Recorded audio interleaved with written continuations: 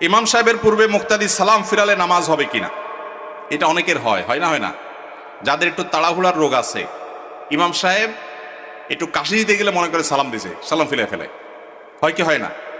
কিছু লোক আছে দেখবেন ট্রেনের মধ্যে একটু তাড়াতাড়ি যাওয়া দরকার, তো এদিকে জোর করে বগির মাথা মাথা হাঁটে, কেন? তার তাড়াতাড়ি যাওয়া দরকার। সে বেশি জোরে হাঁটলে কি ট্রেন তাড়াতাড়ি চলবে, আগে পৌঁছাবে?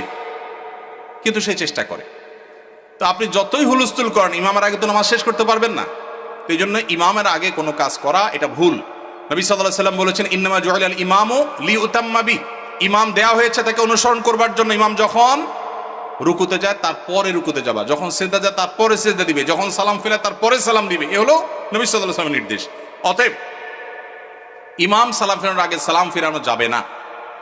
যদি কেউ ইমাম সালাম ফেরানোর আগে সালাম ফিরিয়ে ফেলেন, তাহলে হানাফি মাযহাবের ওলামাদের মতে নামাজ হয়ে যাবে, কিন্তু এরকম করাটা মাকরুহ।